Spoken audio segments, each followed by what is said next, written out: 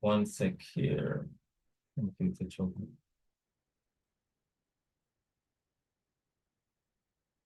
So, thank you all for joining on another community outreach event. Today, hold on, let me make this a little bigger. All right, you can see everyone. Today, we're going to be talking about a son of the soil, just like you and me, who reached great heights. His name is Everone Graham.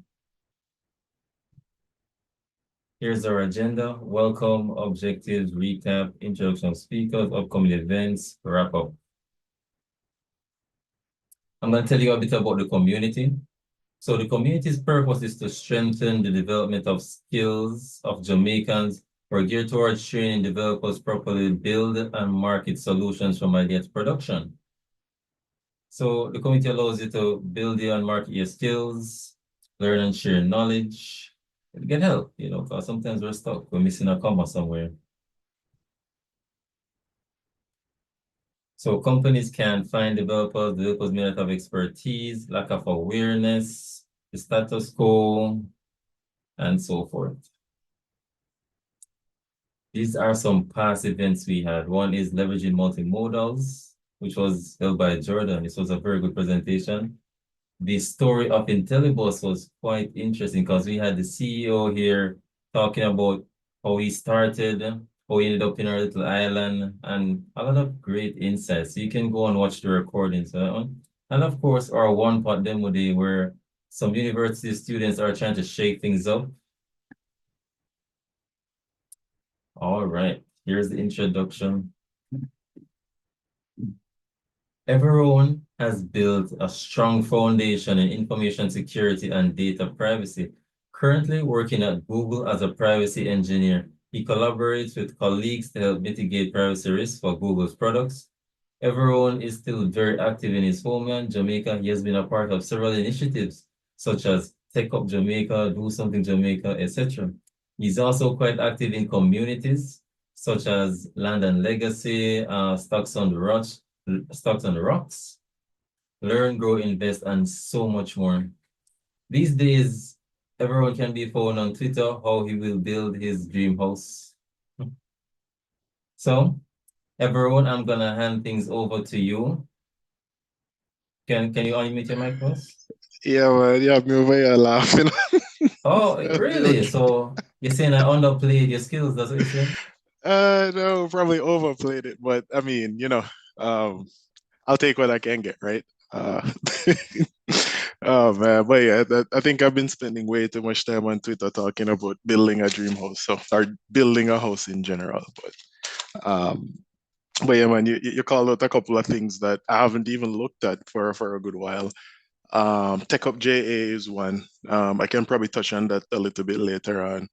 And Do Something JA is another thing as well that kind of started and kind of floated in the wind somewhat.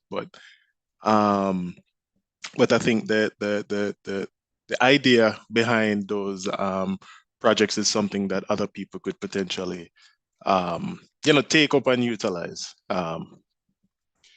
But yeah, so how do you normally do this? You just want me to just talk about a story All right. specifically, give like a Q&A, what exactly we're looking for? I want you to talk to us about how you got started in tech and then how you ended up at Google. Ah, well, we kind of aligned there because I have 4 points and both of those points are on it. So cool. All right. So I guess I'll kick it off then with how I got started into tech. And then for the second point, I'll probably start branching off in the migration aspect. And then, third, I probably hit it on how I got into Google. And then, on the fourth point, I'll probably just do some Q&As. If people have any questions about specific aspects of the story. Sounds good? Well, we're gonna have a Q&A section after, so you can just go ahead now. But for those of you, if you have a question that you want to ask right now, you can raise your hand. Yeah, man. And again, like if there's any point where I'm in the story, I have a question, just feel free to interrupt. I don't mind. Because a lot of the times I tend to forget stuff along the way, right? So if you feel like if you have a burning question you want to ask, just feel free to throw your hands up. Um, all right, cool. So I'll kick it off then. So how did I get started into tech? Um, it kind of started back in high school, right? And just for context, okay, I guess we can start here, right? All right, so how did I get into tech? It started off back in high school, but the fascinating thing about it is that I wasn't even recommended to the IT, right? Um, I was never, the best test taker. Um, I'm more of the practical person. So, the teacher at the time didn't really see it fit to recommend me. And to me, I was kind of excited because I had one less class to go to, right? Um, at least in Black River High School, once they didn't recommend you, it didn't make any sense to go back to class because you're not going to do CXC anyways, right? But the thing that got me, super interested was I had a cousin that went to Monroe. He's always tinkering, rebuilding his desktops, right? Like almost every week he's rebuilding, reinstalling Windows XP. He had like 20 different CDs. He just kept like reinstalling, you know, rebuilding, reinstalling. He did that very often. And it kind of got me engaged a little bit because I usually sit and watch him a lot of the times and I'd ask him questions. Again, even though I did IT a little bit in high school, they didn't really give you that hands-on practical experience, right? You went into class, they told you, what a CPU was, and during those days, a CPU was the desktop itself, right, with the case. And then they say, this is a processor and et cetera, et cetera. But they didn't really give you any hands-on experience. But that got me engaged a little bit more.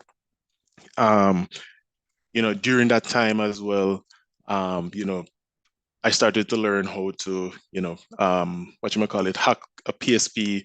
Learned how to pirate stuff. Those days we're trying to figure out how to get GBA games, to download and trying to figure out how to get the ISOs for the PSP and get that working. So a lot of that actually got me, a lot more engaged in IT specifically. But again, as I mentioned, didn't do CXC. I ended up graduating and did nothing for a year, right?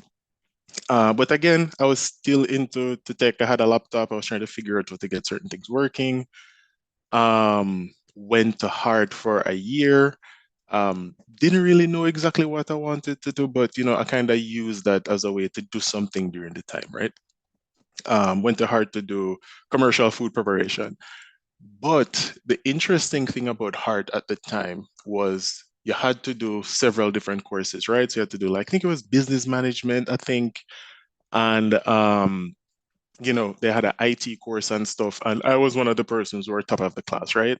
Excel finished that exam really quick and left, I'd be helping people with assignments and stuff like that. So I always had that side of tech, even though I wasn't like super deep into it, right? Consider it surface level, but a little bit deeper than, the ordinary person. If we fast forward a couple of years from that, well, not a couple, maybe a year or so after I finished Heart, I ended up going to NCU. Now, during this time when I was actually trying to register to do hospitality and hotel management at the time, I wanted to do IT as a minor, right? And this is the part of my story that changed it, the entire trajectory, right? I went into the bursar's office and I was like, listen, I want to do, hospitality and hotel management. I know where IT is gonna go. Again, as I say, I wasn't super deep into it, but I could, I see the vision. And I wanted to do IT as a minor.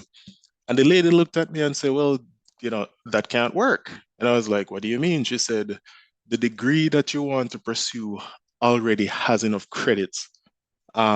So you wouldn't be able to do a minor.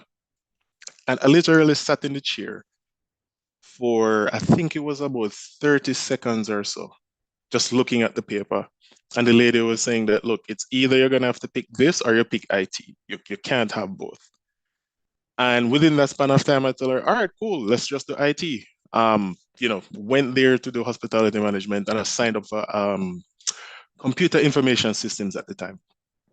Computer information science, if I remember it correctly. But I think in UTech and UE, I think it's computer information systems, but they're technically the same thing, anyways.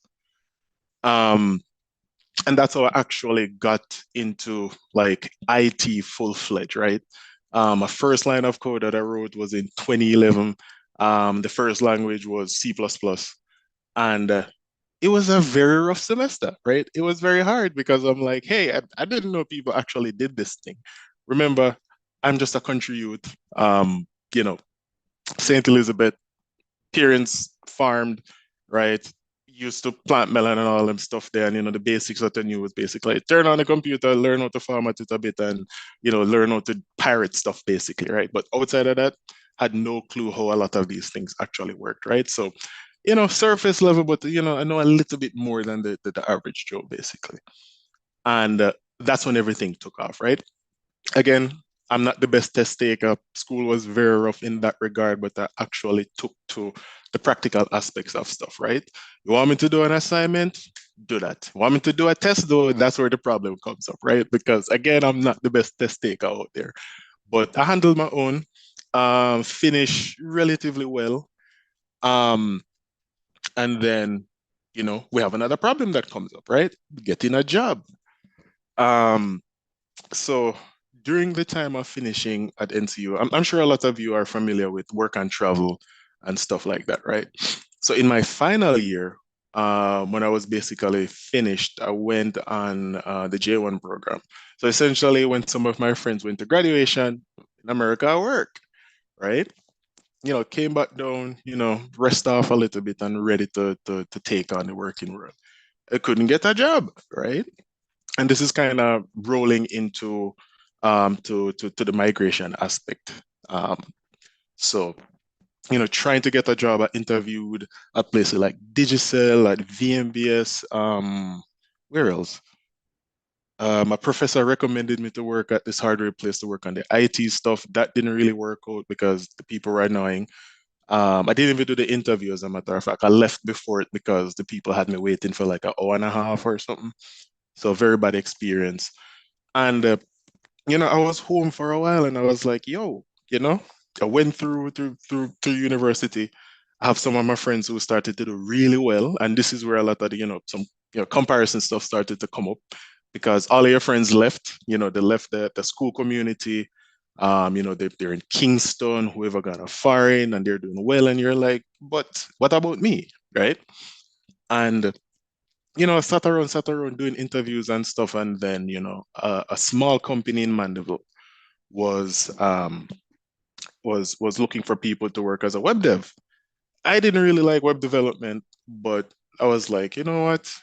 I'll try it, just to do something right now.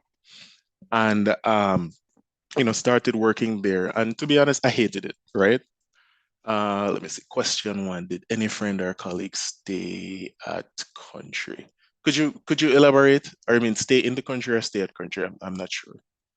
As in, Um, basically you said that a lot of your friends left country and went to town. So did they stay in, country and, farm or anything? oh, not necessarily. To be honest, I can't quite recall. A lot of the friends that I made at NCU during the time, um, a lot of them went to like Kingston, a lot of them went to like Montego Bay. Whoever migrated at the time, but a lot of people left Mandeville area. And there are still a few people who are around, but they were working at, I guess you could say, like more prestigious places like banks and stuff like that, right? Um, there might have been a few who went to do farming, but I'm not 100% sure. And yeah, man, Alex, yeah, Black River, man. A school of many memories. If I could redo Black River, I think I'd, do it all over, in a better light. But a lot of that stem from not having people who actively care about what you're doing at school. So a lot of my time was spent wasting time. But um, you know how that goes. But yeah, so back to the story, right? So I ended up starting working at this small company in Mandeville. And again, as I mentioned, I hated the job, right? Every day I went in, I hated it more. The people were nice, but the work itself was very awful. I just didn't like it. It felt like I was wasting my time because even though I wanted to do something, right? I really didn't want to be there, right? First of all, the pay sucked. Even though I said, you know what, the pay doesn't matter, I just want to do something. People, when I tell you that the pay was so bad, I had to be debating between what I should be buying to keep me through, through the weeks until the next pay period, and if I'll be able to take taxi to go back to work, right? Like that's how bad it was. Um, and the more I stayed there, the more I was like, I hated the job. I just couldn't stand it. But one of my coworkers at the time, you know, he was actively trying to leave to go to Canada, right? And I was like, Canada. And I started to think about it. I started asking him a lot of questions like, what is he planning to do and whatnot? And then the reality struck, right?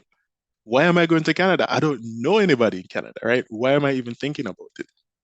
And, my mind went back to while I was in the States on the J1 program, right? I visited a university in Florida, right? What year was this? This was in 2016. 2016, yep. It was in 2016. I finished NCU in 2015. That time I was on the J1 program and I came back down in November 2015-ish. And then I started working at the place. I think it was either January, I think it was more February 2016. And trust me, when I tell you that I hated this job, I hated the job. Um, but as I was mentioning before, I went to the university and I tried to figure out, if they had any, degrees that, well, master's program that I liked, right? And they had cybersecurity, they had MMIS and stuff like that. And I was like, oh, okay. And while I was there, I actually opened the application, but I didn't completed it, right?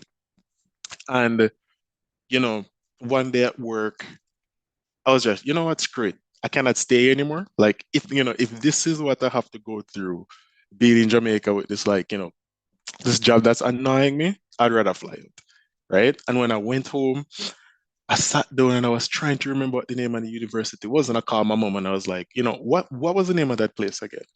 And I went on the website and I was trying to create an account. Remember, I didn't remember that I actually started the application, right? Um, checked it, and I was like, oh, right, I have an account. And when I looked at it, I start the application halfway and didn't move any further.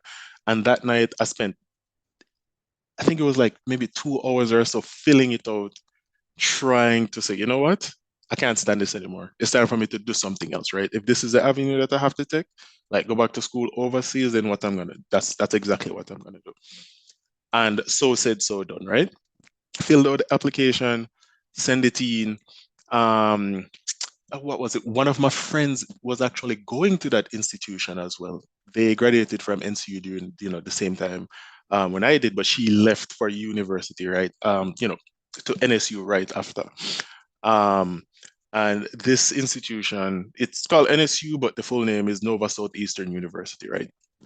Um, and I reached out to her and I was like, hey, you're going here? And she was like, yes. And I was like, hey, like, what do I need to do? Because I started the application, but, I'm not quite sure what is going on. And she explained to me what I needed. I followed some of the steps. You had to like send your transcript to get translated, and, a bunch of other little things. I submitted all of that. I got approved. And then they said, hey, when can you start? And I had to say, all right, cool. I want to start September. But for people who understand how visas and stuff work, this is where the interesting part started, right? Um, but long story short, I didn't know where the first dollar was going to come from, and I wasn't sure if I was even going to get approved for the visa. So I learned about this institution in America. They kind of predatory when it comes down to loans and stuff, but I was like, you know what? Anything to get out of here, basically, right? And I applied to Sally Mae. That's the name of the institution. I applied, and then I applied for the visa at the same time. All right. Again, long story short, went and did the interview. it was pretty short. They didn't really ask me a lot of questions. And then when I got home, I basically saw an email that said, "Hey, your loan is approved." And I was like, "Oh, really? All right, cool. May I do road." Right. And I left Jamaica. I remember this vividly. I left Jamaica on my birthday. Right. Landed in Florida. I had to figure out, housing and all of that. I kind of figured that, while I was in Jamaica, trying to find somewhere to rent. And, that's how the migration aspect started, right? It was fuel out of rage and annoyance for, working at a place that I didn't really like, working at a job that I didn't like, and the pay made it even worse, right? Um, so hit it into the migration aspect there. So I'll pause a little bit if anybody has any questions before go on any further here. So any questions?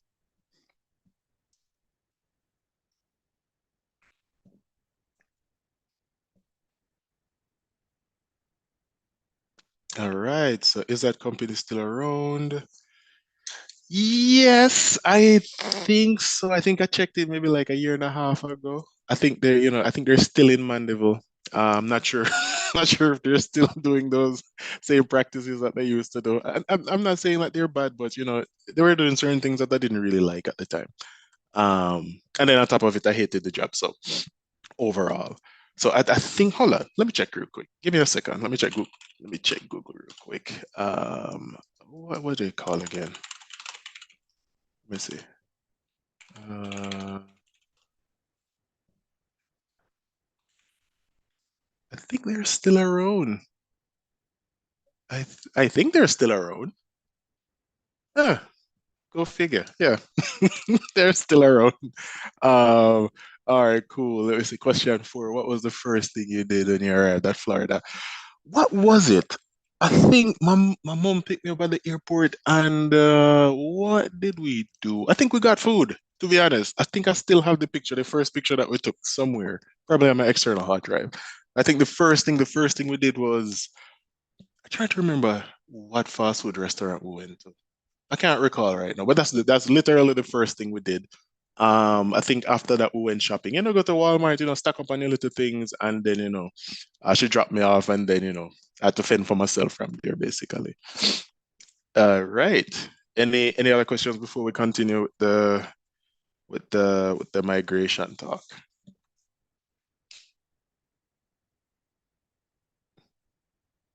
Oh yes, so the institution is called Salime.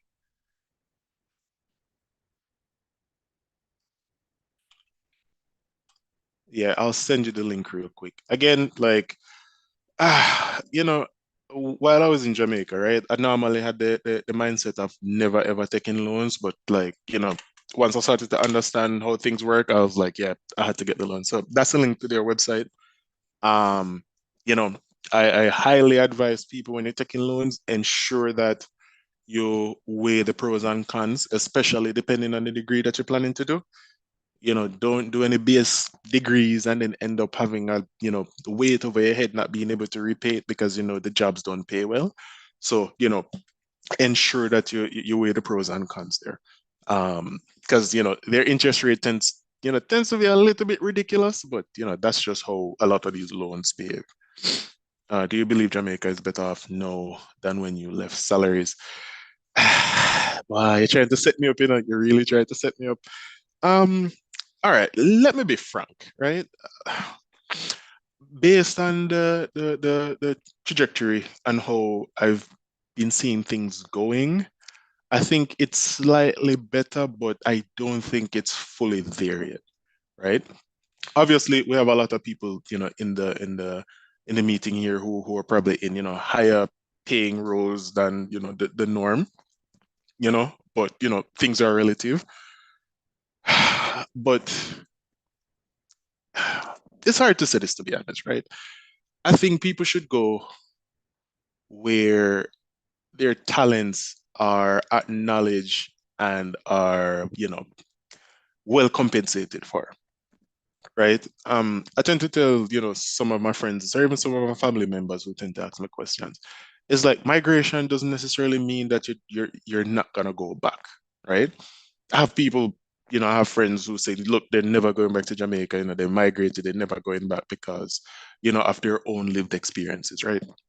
But for me, I want to go back to Jamaica someday, right? It might not be now, I need to, keep stacking what I can, even though things kind of look very shaky right now. But, you know, just weigh the pros and cons for yourself, right?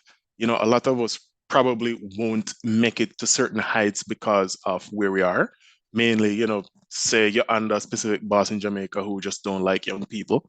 And we know that a lot of bosses, across the planet basically, but a lot of specifically that there's a lot of people in Jamaica who have ego trips and they don't really like young people who are talented, right?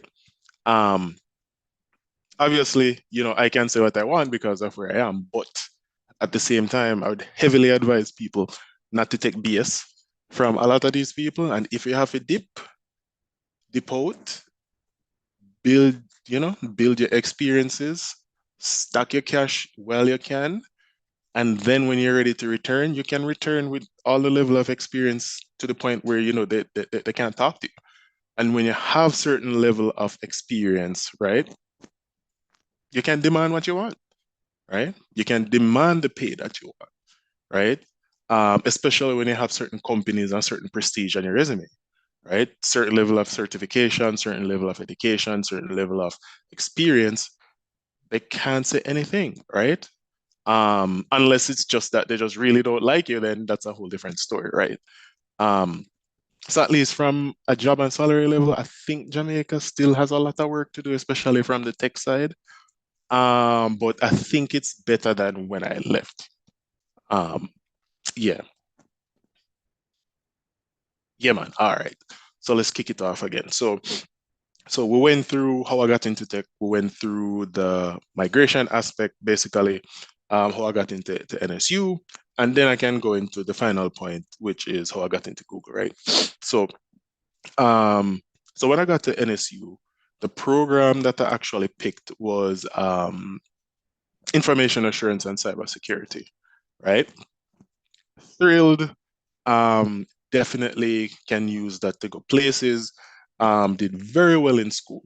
But how I actually got into Google is a very interesting point, right? So in the final year of doing my degree, we started to learn a lot about the different conferences and stuff that tend to pop up all over the place. Again, didn't know a lot about this, heard it in passing, and then I grabbed at it, right?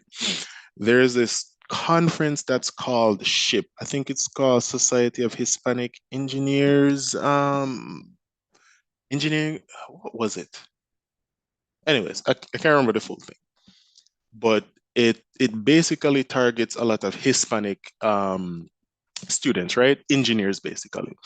And I'm not quite sure how it happened, but a recruiter reached out to me, right? And they're saying that, hey, we saw your resume and we wanted to, interview you at the conference. I was like, okay.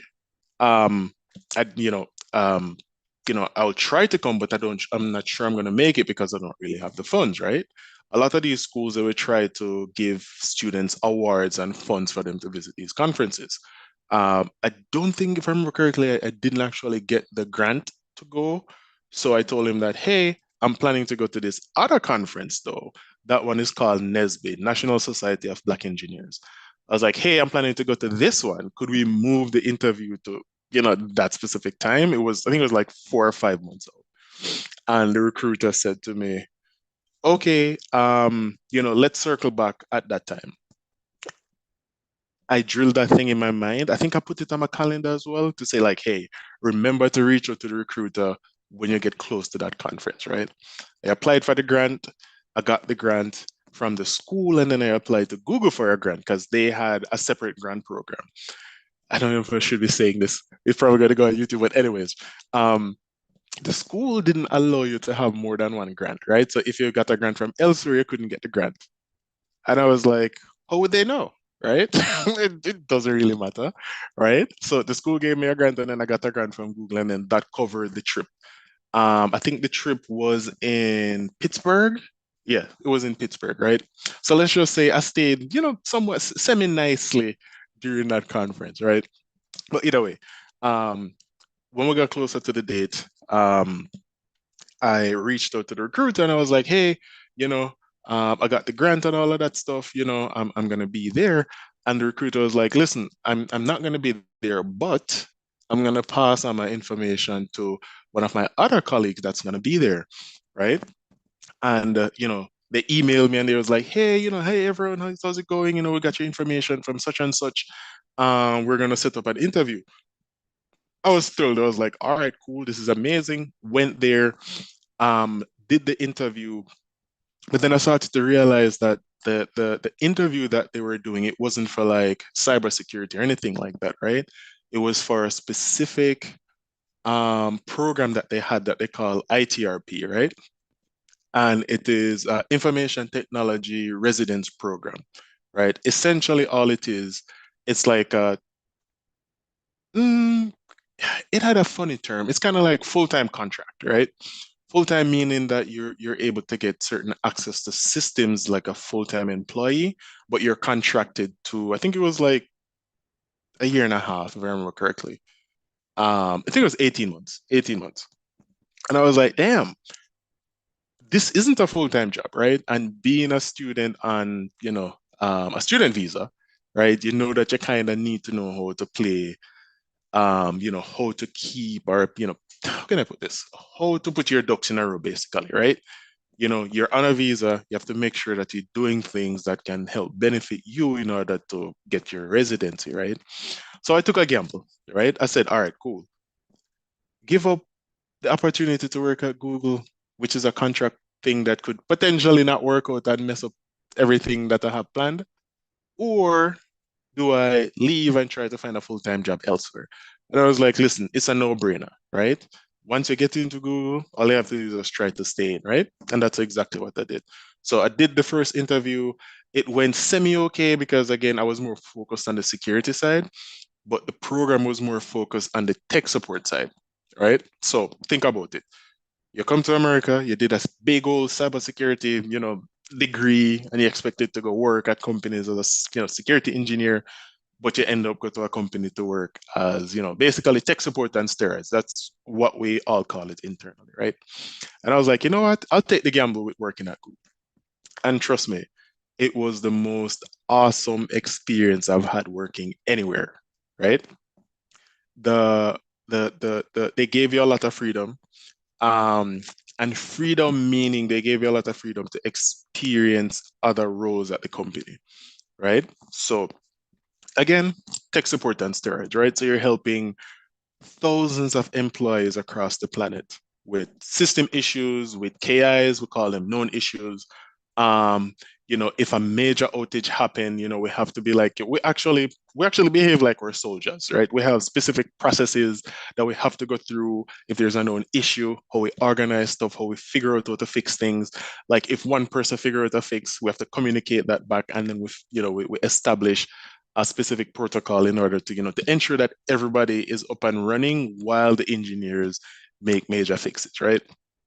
Very awesome experience, very tiring experience as well, because again, it's tech support and your work, and you're doing tech support at scale, right? It's not like you're just doing one little department, shout out to tech support people who do that, but like we had to have an army of people, right? And another amazing thing is that we had a rotational aspect to it, right? So we had IT residents who were in the US, right, on the East Coast and the West Coast, right? And then we had IT residents who were in like Europe, and then we had people who were like in Australia. So the program basically worked around the clock, right? For all of those time zones, we had like ITRs who are working in those time zones to ensure that things are properly handed off, to ensure that people who are in different time zones don't have specific issues. So it operated like that, right? Um, so the next part of this story now is what happens after the program. So we have specific aspects that we call outplacement, and then we have this thing what we call in placement, basically. So it's IT residents who are able to find full-time jobs either externally, which is outplacement, or convert to a full-time role internally, and you would call that in placement, basically. And this was in 2020, right at the height of the pandemic, right? Um, I was trying to, leave and going to cybersecurity, become a security engineer.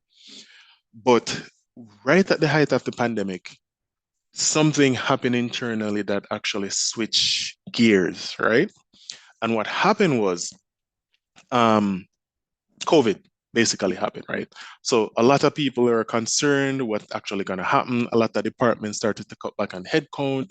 A lot of people started to worry about, in terms of the funding that they're getting. Because again, a lot of these different departments internally operate like their own company, basically, right? Each department get a certain amount of a budget, and they have to figure out how to allocate that, right?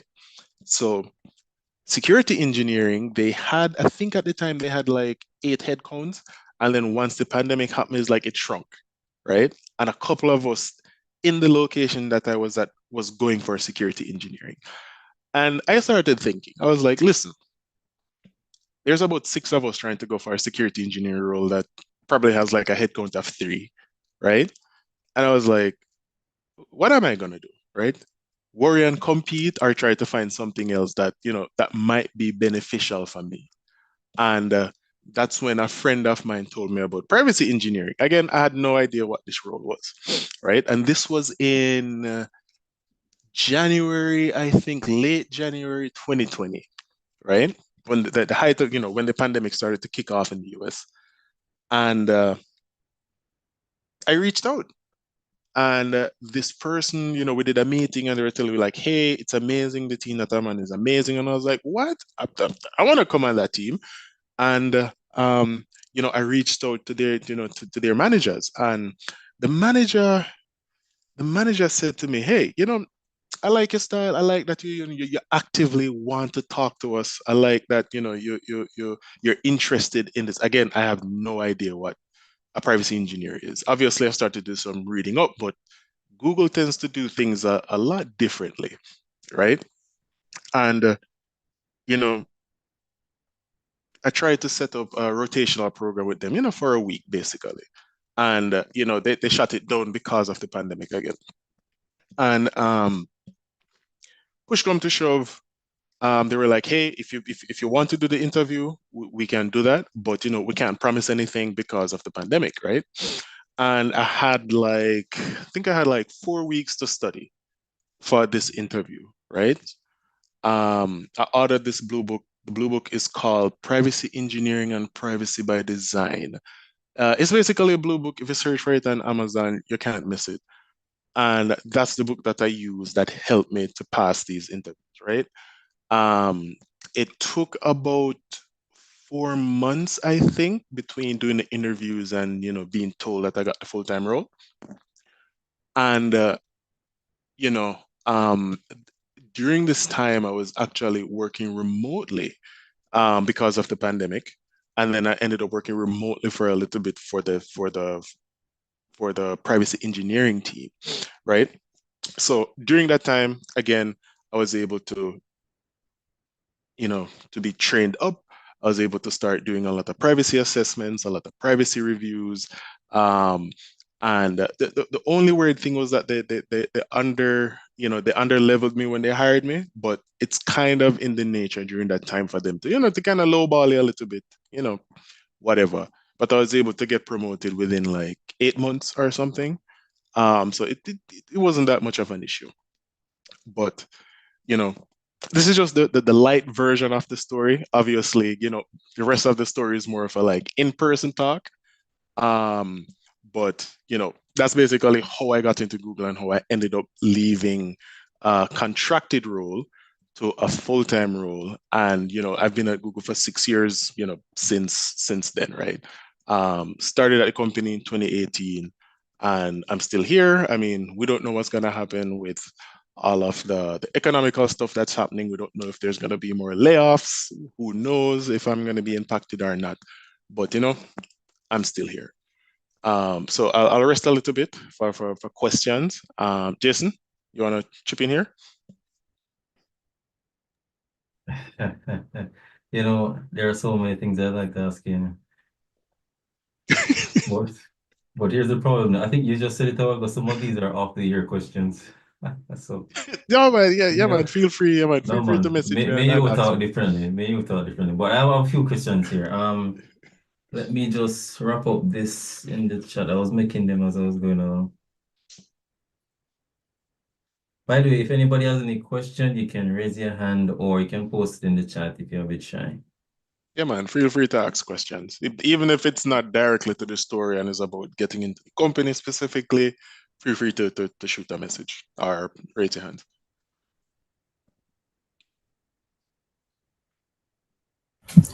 So during your tenure, were there any additional certifications that you needed outside of the bachelor's and later on master's?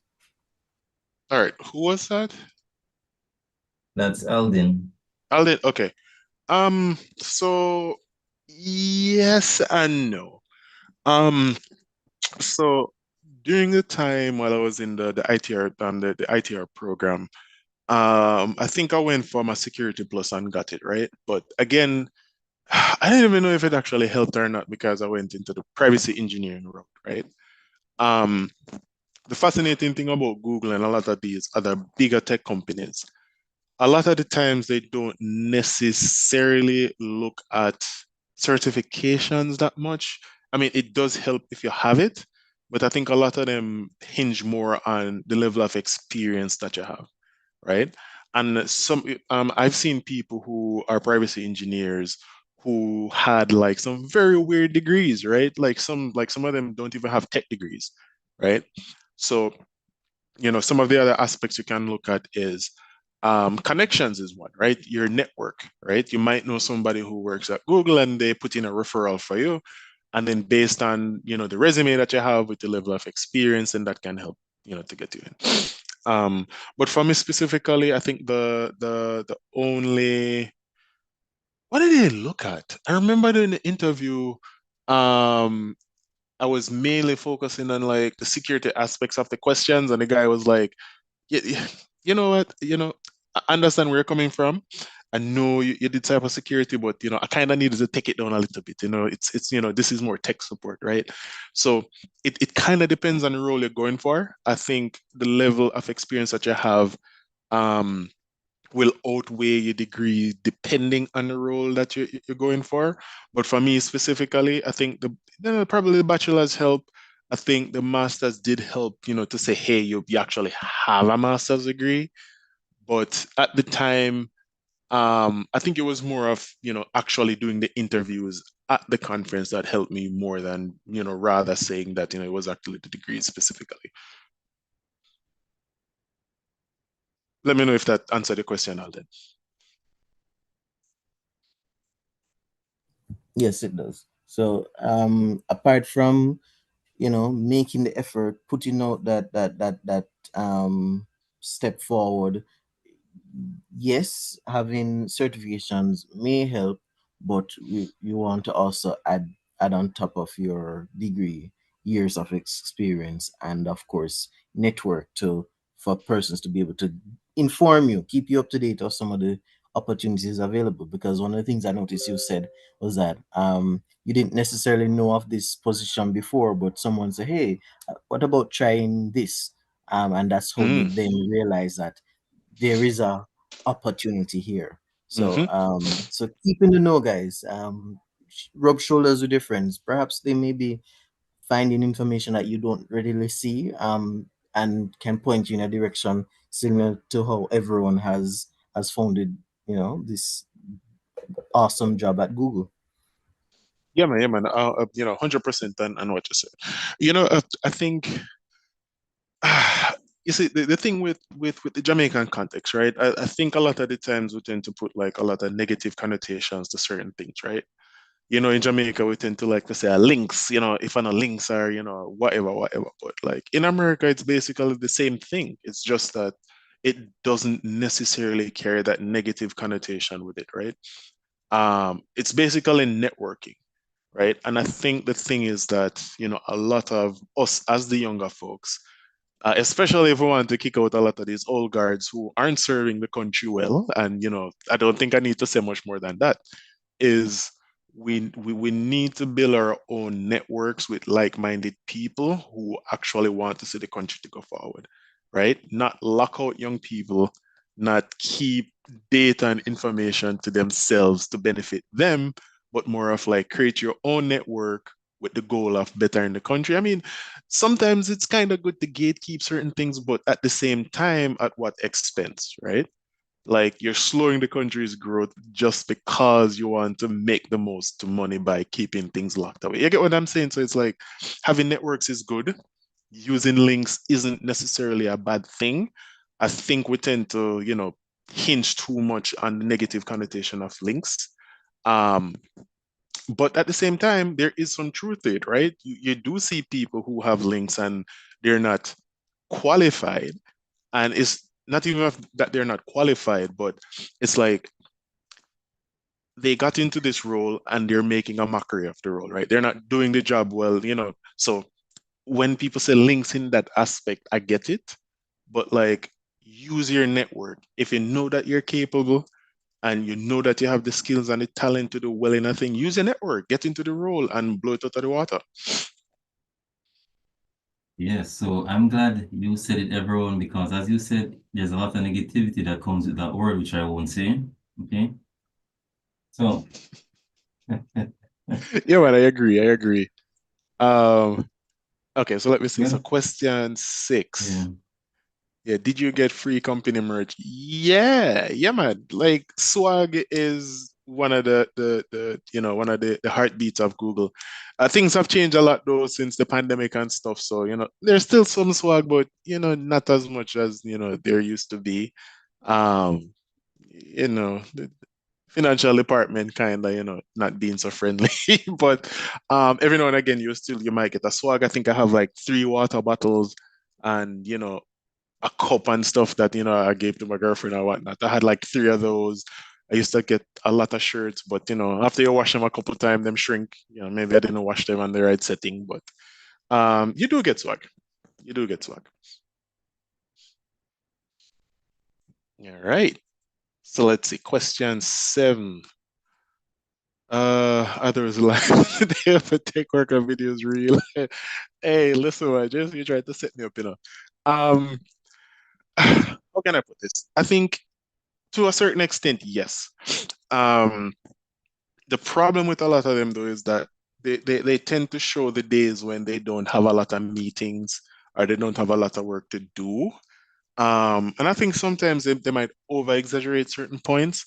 But yes, um, if you're, let's say, like an L5 or L4 engineer or whatever other, role that you have, right? You get a project, and depending on what the OKR, I think Jamaica would call it a KPI or whatever it's called, you have your objectives and you have a certain amount of quarters to deliver it, and you need to deliver that thing, right? And if you don't, or if you aren't able to deliver it, you need to justify the reason why you didn't deliver it, right? So, that's the aspect of it they don't show. Obviously, the free food is there. That's what I like, even though, I need to lose a couple pounds, but the food is amazing. Um, the perks are amazing. Even though they keep changing, since the pandemic, things have changed a little bit, but it's not worse off. But the perks are amazing. That's all I can say, to be honest. Like, sometimes you might get certain discounts on certain things from different companies. Yes. So I would say mostly, the videos are mostly correct, in certain areas, but yeah. So let's see. Question 8. What are the company's benefits like? Yeah, okay. So insurance, health benefits, basically, dental, vision. They have a lot of other stuff like, life insurance as well. They have certain aspects where, um, how does it go? I think let's say for instance, you pass away while you work at the company. If you're married, I think your partner gets, I think it's half of his salary for a certain period of time. I don't remember what the actual timeline was. I don't remember if it's like 3 years or 2 years or 3 years. I don't remember. but your significant other, your wife or your husband, if would get like a certain percentage of your salary if you pass away. Um, and trust me, there's a ton of other perks at the company. I had to tell my manager about, an internet reimbursement perk, right? Where as long as you're working at the company, you send in how much you're paying for the internet and they pay a certain amount up to a cap, right? So there's a lot of stuff that's kind of sitting and hidden. You basically have to look for it. There's a quick one that came in. Did you have to deal with lead code? Oh, no, no, no. I'm just going to say no right away. Privacy engineering doesn't really require you to be a programmer per se, but being able to code is a plus. So I didn't have to do any lead code or anything. It was more privacy assessment type questions. Um, you know, they ask questions about, hey, what product you like, basically, or they might say, hey, this specific privacy incident happened, like, how would you try to help mitigate, that type of question. I think the people who tend to do lead code type questions are more like software engineers. And I'm not even sure if Google does lead code anymore. To be honest, I'm not 100% sure there. So if a dev intends to migrate, do you recommend practice? I'm gonna be frank, I'm not 100% sure. Again, I'm not quite sure how the software engineering ladder has changed since the pandemic, and I'm not sure how much it has changed since the whole AI revolution that's going on right now. I will say though, it doesn't hurt. I would say try to master the fundamentals in any specific area that you're trying to be an expert in, whether if you're a software engineer, that focuses on Python, or if it's C++ or whatever. I say try to master the fundamentals, and it doesn't hurt to practice lead code a bit. Um, you know, Normally the recruiters would tend to give you like a sheet or something of the sort to say, hey, try to practice upon these. You might get questions in these areas. So recruiters would be helpful in that area. But I would say it doesn't help if you're doing it to help sharpen your skills and not just to, swat questions for the most part. So hopefully that helped. Oh, wait, intend to All right, migrate. so Yeah, everyone, recommend. Yep, go ahead. I think right now is a key point because I know these software engineer questions are going to come. You should probably differentiate or let them know the difference between a software developer and what you currently do. Yeah, man, that's a good point. So, as we all know, what software developers or software engineers do is that you're building systems and software for customers, right? The long and short of it.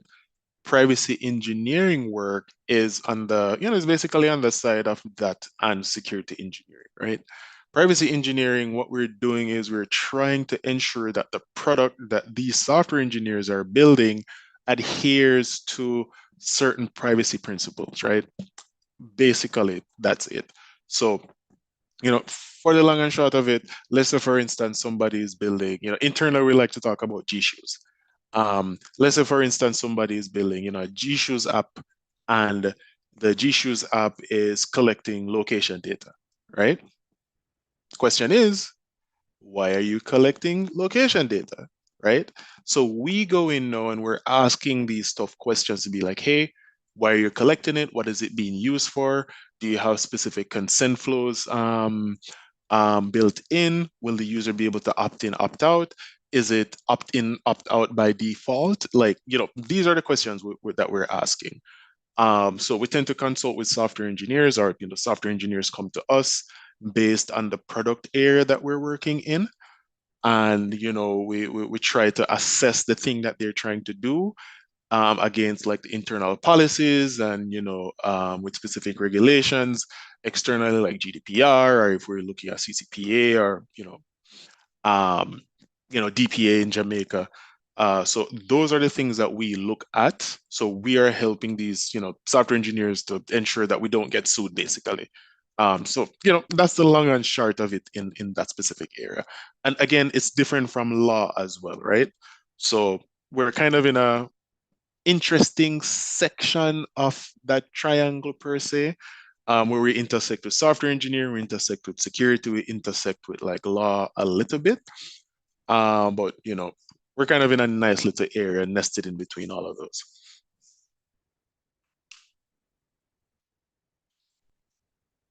All right. Let me see. Question 9. Are you still interested in security role? I mean, I try to keep abreast, to be honest. I try to keep updated on the happenings. Shameless plug. I have a small little side project that I think Jason might know about it, and I'm not sure if a lot of people know about it. It's called JamaicaBreaches.com. And essentially, it's just a list of the things that's happening in Jamaica related to, security breaches. It's not super complicated. It's just me updating stuff in a JSON file. I don't know if you want to try to pull that up, Jason, if you can. Um, Yeah. I try to stay updated with stuff, but I'm not fully interested in it like one time, but I still try to keep up to date on what's happening for the most part. So, the love is still there, but it's not really burning like one time. All right, cool. Let's see, Steve. The gist I'm getting is that perhaps it makes sense to diversify from usual programming roles if someone is looking to migrate, since these jobs might be less known, you have a better chance of getting to get through. Um, so yes and no. It really depends on the field that you're trying to get into, right? As you rightly said. Right now, the whole gist is AI, right? And a lot of these companies are trying to, um, you know, get the best engineers that work in the AI field, right? Um, However, the tech space is much larger than that, right?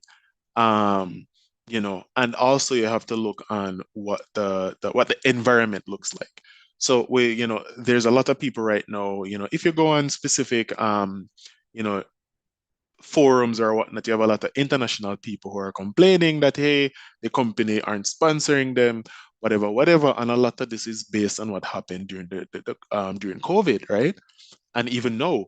So after COVID, you had a lot of layoffs and stuff. And normally when it comes down to immigration, companies need to convince the government, right? The US government or, whomever, that, hey, we're trying to hire this this international person, right? And they need to justify to them like, hey, why are you going to hire them over somebody who might be qualified in the USA, right? So again, if you're looking to migrate, and this might be an entirely different conversation. We might need to do like an immigration talk or whatever, but you have to be very careful these days, especially with how the US is actually doing things, right? You have to ensure that one, the role that you're looking for doesn't have a lot of people who are sitting in the market unemployed. And two, you have to ensure that it probably won't get replaced by AI in the next 2 years, right? Because remember, you're thinking about migrating, more than likely you're thinking of getting permanent residence. And again, this doesn't mean that you have to stay in the country that you're trying to migrate to. And I'm mainly talking about the US here, anyways, right? So, can we have for immigration career talk? um, but yeah, so again, it really depends. You have to do your research. You have to do thorough research. And this is one thing that I did while I was trying to figure out, coming to the States, what am I gonna do? Nights upon nights, just sitting and looking at LinkedIn, looking at other job boards, trying to see like, all right, cool, where is it shifting? I know that security is big right now, but what's gonna happen after that, right? So like you really have to sit and plan it out. Like 100%. And I'm very dead serious. It's not like, yeah, he's just saying this. I'm very, very serious. Like, if you're thinking of migrating, which I tend to recommend to young professionals who might feel like they're stuck, right? You have to ensure that you plan it out. And you have to ensure that, if you can have a support system while in the States, that would be very helpful. Not everybody has the stomach to stomach not having a support system. But if you're strong enough, you can blow it out of the water easily. Let me see. Question. What was the other question? Just Are a you? question though, Yeah, go before ahead. you go through the rest on the list. Can you tell us a little bit about Tech Up Jamaica? Oh, yeah. Ah, man. Yeah. So All right. So Tech Up Jamaica was supposed to be it's kind of a dead project at this point, to be frank. Oh, Um, by the way, everyone, you can choose not to talk about it. no, man, it's fine. It's completely fine. I don't mind. Again, Okay. if people want to like grab onto it, I still have the domain, but if people want to take it and carry it on, it's completely fine. The general thought of what Tech Up Jamaica was supposed to be. It would be something similar to like what Jason is doing, but it was mainly focused on getting hardware into the country. That was basically what it was. So I think it was in 2021 or was 2022. I think I tweeted about it. You might be able to find my old tweets, but it was supposed to be Black Friday. And, I was trying to figure out if people would donate to, get some laptops to ship in. And I think during that time they were talking about the distribution of tablets and whatnot. And I didn't really get anyone to, help come on the bandwagon, but I bought 4 Chromebooks with my own money, and I reached out to this institution. I forgot what it's called. I think it's NSTE. I forgot what it is, and they actively helped me to get some of these um, laptops in. Paid my own money to ship it. They helped to clear it a little bit. Um, and we got it handed to 4 different students, if I remember correctly. I think I have a picture somewhere. But the whole idea of a Tech Up JA was centered around this, right? Where it was about people donating to get students to get specific, get devices into Jamaica, right? And since we actually had contact with a specific nonprofit in Jamaica, we would have been able to have people donate, we'll get those devices shipped and get through customs without paying anything because obviously, they have, I forgot what it's called. They have like a specific provision where they can actually get those devices through without paying any fees on it, but it has to be going to schools. And I think one of the issues, one of the time that we experienced was because it wasn't going directly to a school, we had to pay a small fee. But if we were targeting like a specific school, we wouldn't have to pay any fees for that. But that was the general idea of what Tech Up JA was supposed to be, right? An avenue for people to donate, and then we get devices shipped to school, so students can have laptops and stuff for them to to immerse a little bit more in technology.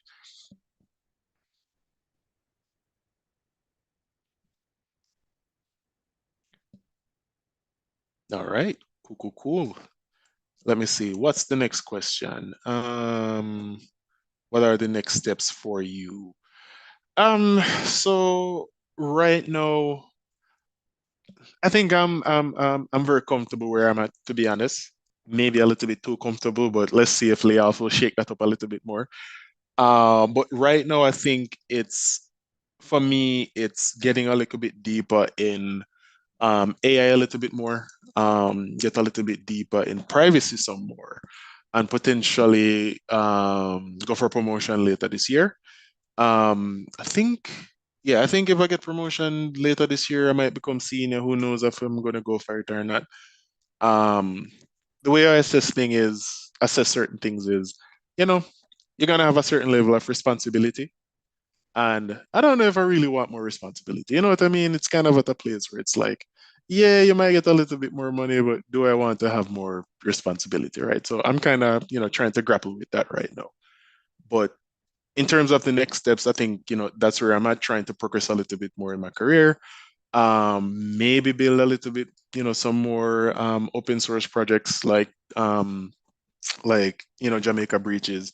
I think right now we're trying to do a collab with Jason and his team for a new project that's coming up. I don't know if we want to mention that yet, Jason, but I think we should probably keep it under wraps for a little bit. Too soon, Uh, too soon. yeah, too soon. We still have a lot of work to do on that. Um, but yeah, I think I find pride in trying to just build a lot of free stuff that people can use in Jamaica. Um, so I think we might be focusing a little bit more there. And just keep engaging. Like again, I love Jamaica, even though I'm in the States. So I might return. Who knows, maybe within the next 10 years or so. But yeah, love you. Same way. All right, let's see. Next question. what do you consider one? Okay, salary, two, good salary, three, great salary. Salary for Jamaica, tech workers range can be used. Um, all right. So so when it comes down to tech salaries, right? I think we kind of have to break down tech in general in Jamaica, right? I don't think technology is appreciated enough, and I think it's reflected in how people are paid, right? Um, Another thing as well, I don't think a lot of these people understand how tech should be broken out or the role should be broken out, right? Example, when I was working for the company in Mandeville, they had me doing graphics design and web development, right? Hated it, right? I knew how to use Photoshop, but it's not something that I wanted to do for work, right? Sometimes you have certain skills that you don't really want to get paid for, you just like doing it, right? And once it becomes a job, it kind of, you just kind of lose that passion for it because, people are demanding specific things. And, that's how I felt, right? Um, but in general, the way how they treat tech employees isn't that great because they expect you as, a software engineer to be doing six roles in one and then they underpay you, right? Um, so, what's the going rate right now for, let's say, an entry level software engineer? Just somebody just throw me a number.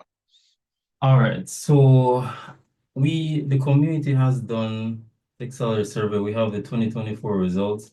So I'll just use because the banks, the financial conglomerates pay basically the most money in the country. So let's say 200 to 230 gross, no, 200 to 230 after tax for entry level. Okay, 230. And we're So talking monthly, right? monthly, yeah. Okay. Um, if we're talking about Jamaica, I think that kind of feels okay, I think. But again, we're talking about entry level. It feels okay. I think one of the things that we kind of have to remember too is that, it's based on location. If you're working in Kingston, then that might not super, that may not 100% cut it because how much you're paying for rent. But if you're working in a place like Mandeville and getting paid like that, that's crazy money, right? Because rent is cheaper. Um, so in the States, that's how they do, especially at Google, right? It's based on where you're at or, the city that you live in, right? They kind of scale the salary based on where you're living. So while I was in the Bay Area, my salary was definitely higher, but it was higher because you're in a higher expensed area, right? Things are way more expensive, right? So they tend to scale your salary based on, where you're at. So when I moved to Atlanta, it got scaled down a little bit.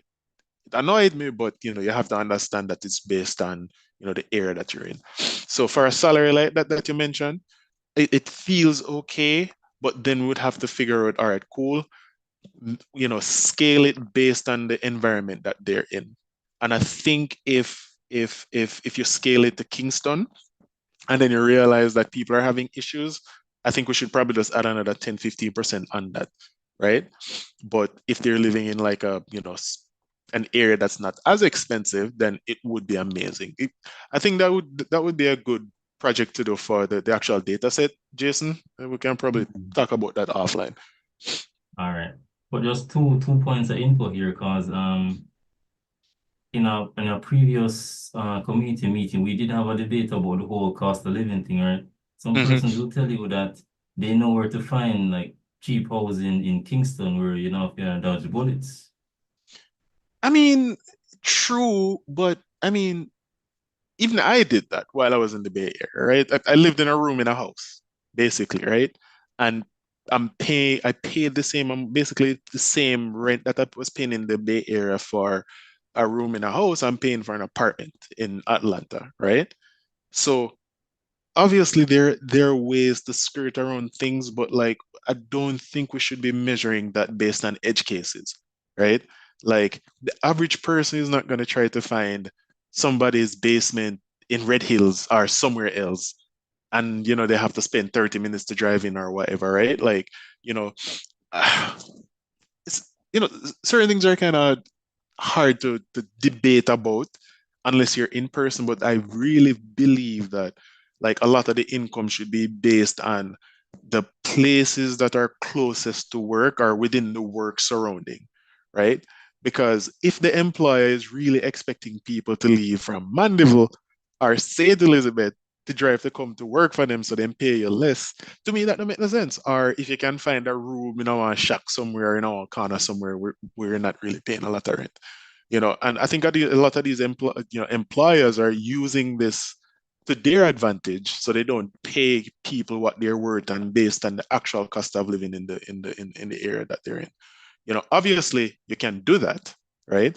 But at the same time, like I think these employers need to be realistic, and I don't think they want to be realistic because they would know that they need to pay people more.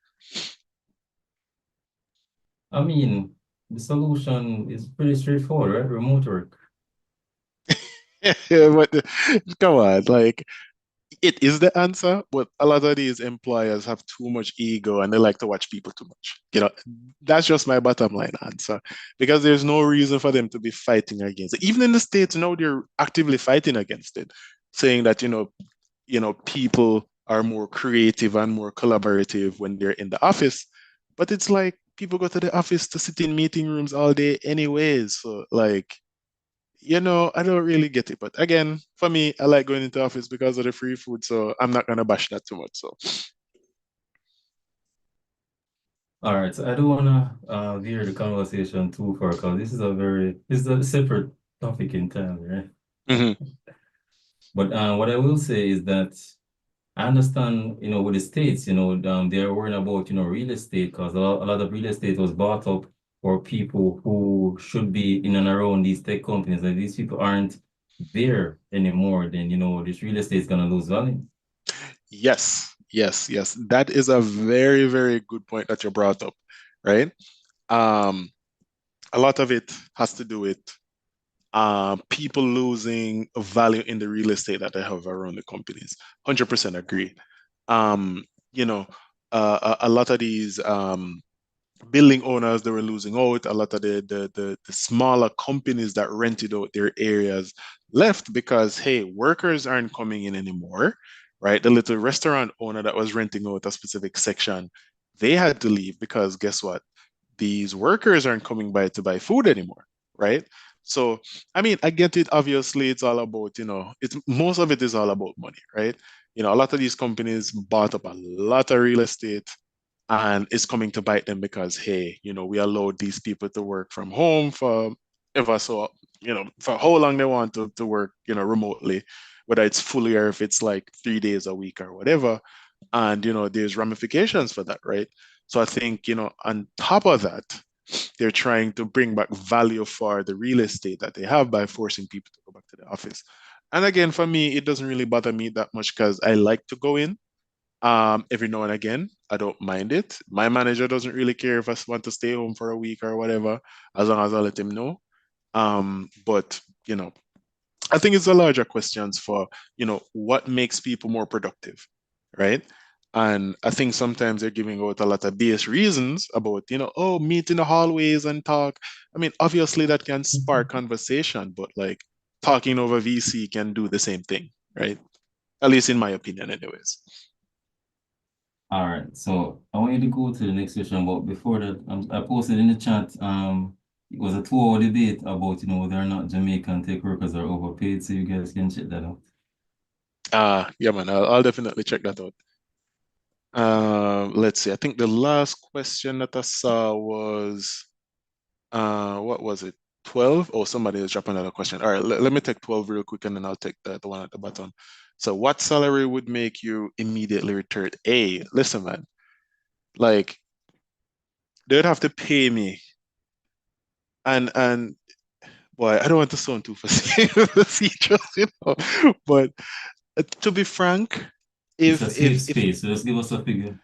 yeah, man. If a company is willing to pay me, like in Jamaica, pay me twice what I'm making right now, I'd be there. Not gonna lie. If they would double my salary, no questions asked. And obviously we're factoring in the benefits and stuff as well, because I'd have to leave those benefits, right? Because that's one thing a lot of people don't really talk about. The benefits that you get sometimes help to make that salary look really, really good. Because even if the pay isn't like super, super up there, the benefits carry a lot of weight, right? Benefits and stock grants carry a lot of weight. So if they can double what I'm currently making, including, the benefits and stuff, easy, easy, easy, easy decision. All I think right, what the let's. people wanted was an approximate figure. Yeah, no, no, that's a setup. That's a setup. All right, next question. Yeah, well, that's an off-year conversation. All right, let's see. Let me see the last question. I'm a bit late, but I have some loaded questions, right? What was the turnaround point that led the opportunity at Google? What was your career progression in Jamaica like prior to Google? Yeah, so we kind of went over some of these, but let me see. Why a job instead of starting a software business locally if you attempted to start one? Cloud search. Oh yeah, man. So I think we kind of went over most of these, but I can give you a quick 30 seconds, right? Quick 30 seconds wrap up for this would be, let me see, turning point and little opportunity at Google. Yeah, so this was, this opportunity came about because, I migrated and, I got alerted about a conference that was actually happening. And I'm not even quite sure how they got a hold of my resume, but they were like, hey, we'd like to interview you here. Long story short, I didn't go to that conference. I went to another one and did the interview at the other conference. It was, I think I would chop it up to right time, right place kind of thing. And I got into a temporary role, which contracted role, that lasted for like 18 months, and then I converted to a full-time role, shortly afterwards. So to chop it up, what was your progression? Was your career progression in Jamaica prior to Google? Yeah. I also mentioned this before, but essentially, um, you know, after graduating, it was very hard to get a job, at least for me specifically. A lot of my friends were able to, they were very successful. They started working very quickly. I was probably one of the only ones in the batch that didn't actually get a job right away. After a couple months, I took a took a job. I didn't really care much. It was more about, actually doing something. Hated it. The pay sucked. The work sucked. The people that worked there were amazing, though. I love my coworkers, but we all hated the job basically, and that actually pushed me into migrate. And push come to shove, I ended up started working at Google basically. Um, yeah, the second question of why a job instead of starting software business locally. Trust me, I didn't even have any thoughts of starting a software engineering company. I just wanted to start working or I wanted to leave, right? That was just the thing, right?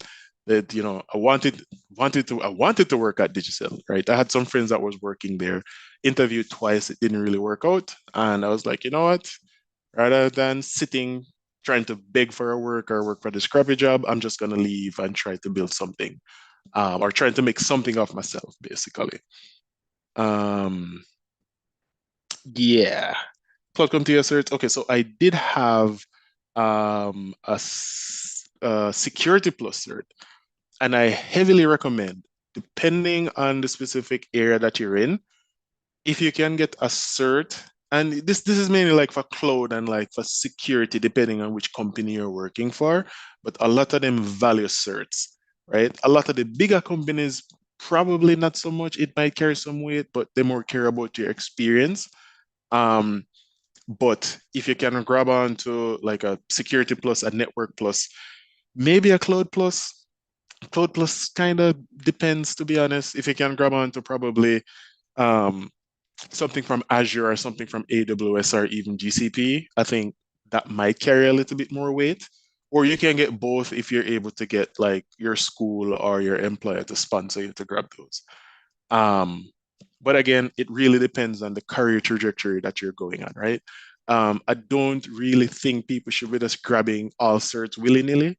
I think you need to like sit and think about, you know, where do you see yourself in 5 years, right? Do you like security more? Do you like, um, you know, cloud more, right? Do you like software engineering more, right?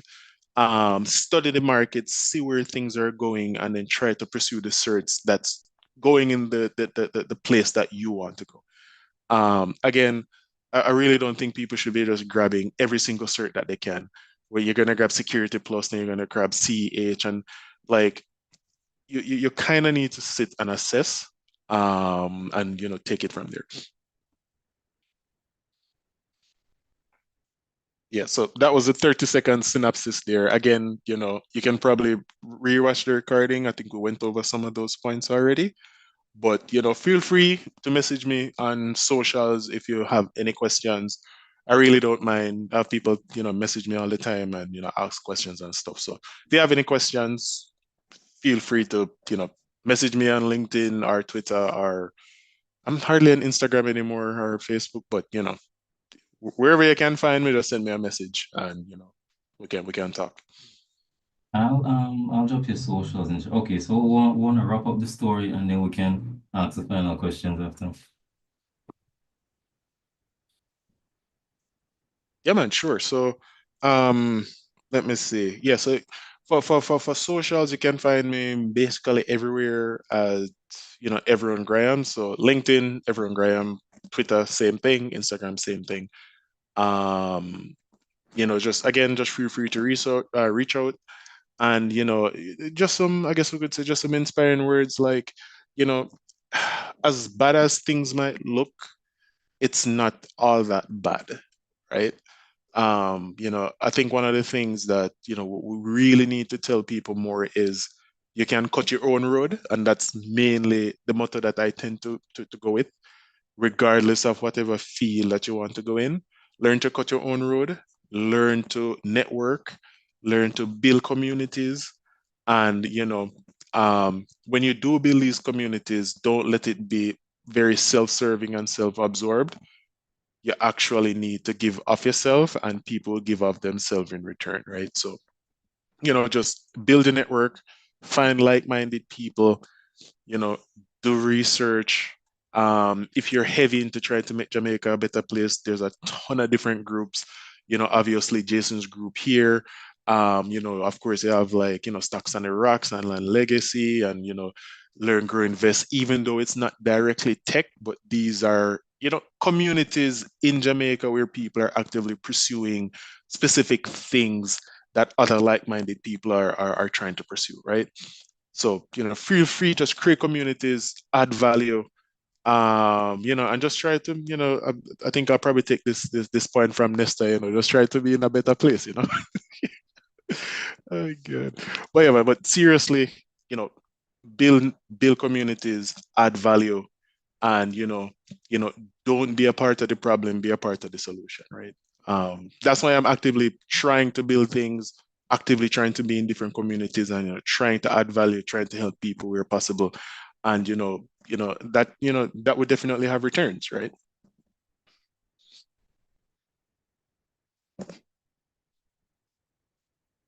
All right, so before I move on to the next segment, let's see. Can ask our final questions. Yes, so where Ah, are your friends, so schoolmates now, and are you more successful than them? why this one rough. So Jason, I tell you, I set me up. No, but like seriously, a lot of my friends are in very good places, right?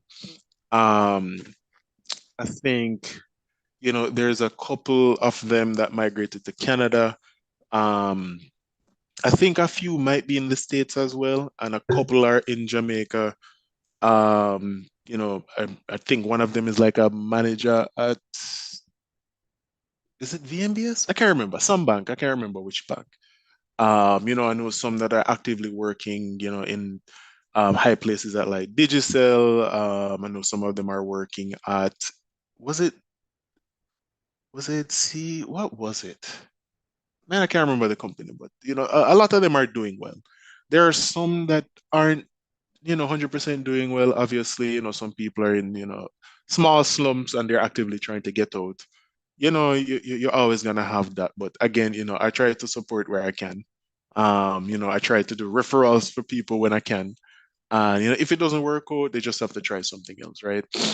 As for being successful and them, success is relative. If it's about salary, maybe. But again, we don't really talk about salary that much. It's more of like hints here and there. Um, but success is relative. So I wouldn't want to dig into that too much. But you know, All right. again, yeah, So we again, can conclude. No, go yeah, man. ahead. Go ahead. No, man, no, man. I was saying that everybody's at a place where they're actually actively trying to better themselves, and whether or not they're quote unquote successful is very relative, right?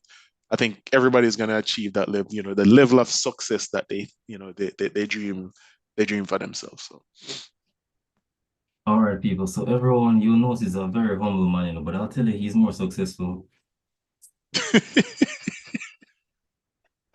Okay, well, I'll take that as a win then, right? you should. All right. So I think the last question here, I won't type it. I'll just ask it. Is seeing that you've told us your whole story, is there anything you'd have done differently looking back? Man, to be honest, like I think if I could do things over again, I think it would mainly start at high school. I wish I actually knew what my strengths were. I knew I know what my weaknesses were in high school, right? I didn't really have, I don't want to say I didn't really have that support system, but I didn't really have people that were willing to invest and help me to find what my strengths were early, right? A lot of it was more of like, um, ah, basically trials, basically, right? Trying to do new things and that was mainly after high school. Like, I wish if I was more focused and, if I was more interested in school, like during high school, like super early, I think I'd probably be a whole lot further than where I am now. And again, hindsight is 2020, right? Like, um, but like if I was able to discover, my potential early, like a lot of people that I knew in high school, like maybe like in third farm, I think that's one of the things that I would redo, like try to discover what my potential would have been super early in high school. To be honest, I didn't even really know what my full talents and skills were until like late, like let me say like fourth year in NCU, basically. Um, but again, everybody bloom at a different time, right? So